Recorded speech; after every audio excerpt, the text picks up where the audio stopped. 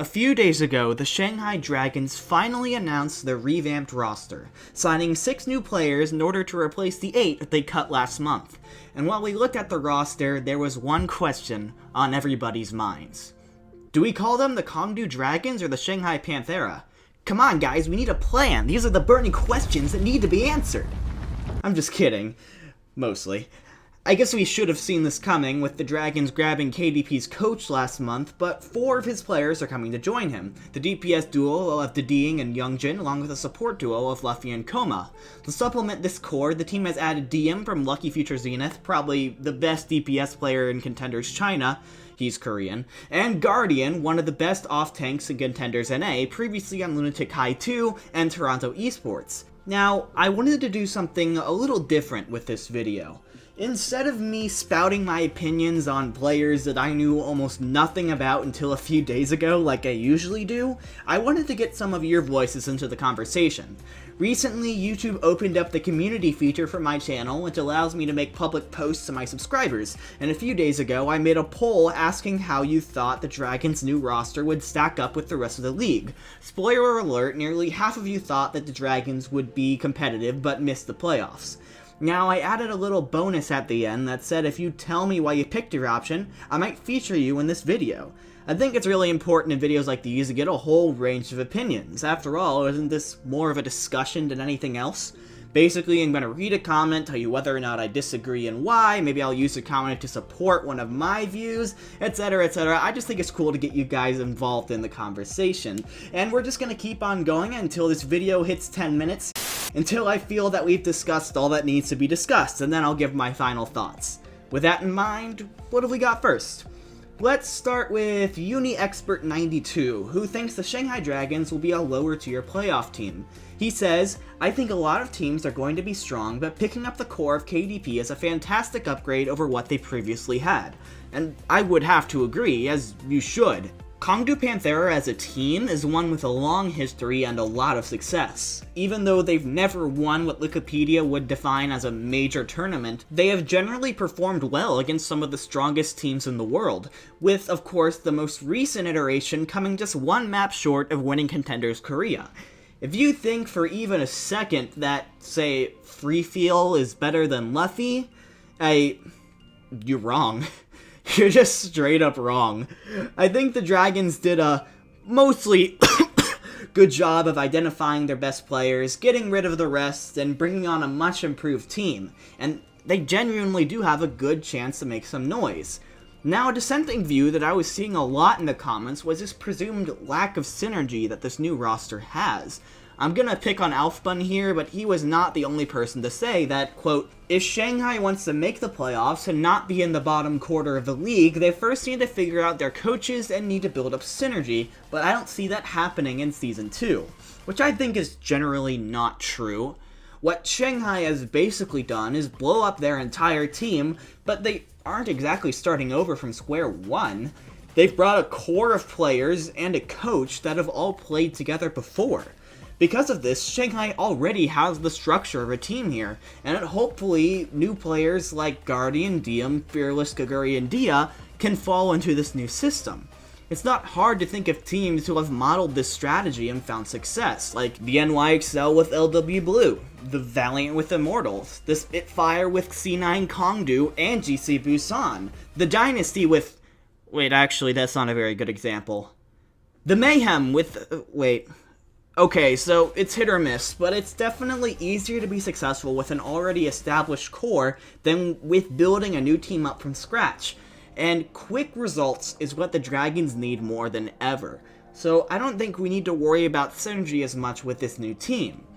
Next, let's take a look at Holray, who simply says, most teams are just better, lol.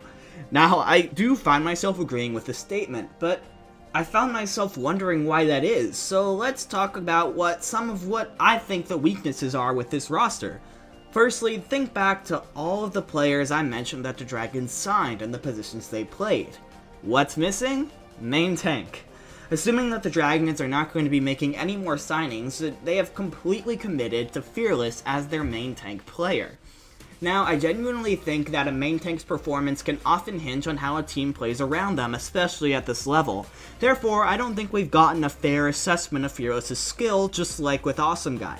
However, this team is of a higher caliber, and they don't really have a backup plan in case Fearless ends up not working out. And if he doesn't work out, then Shanghai may genuinely regret not coughing up the bucks to get Roar, Kangdu Panthera's main tank and generally considered to be one of the best players on their team. They might find themselves in a lot of trouble. Now, another point made by Kyle Prince is, quote, "I worry that they might try too hard to implement Gaguri into the roster where Guardian would be better." Now, of the 6 players that the Dragons signed, Guardian was the only one I didn't initially understand. Kangdu Panthera? Absolutely, get it. Lucky Future Zenith? They've simply been dominant than Chinese contenders, so absolutely understood.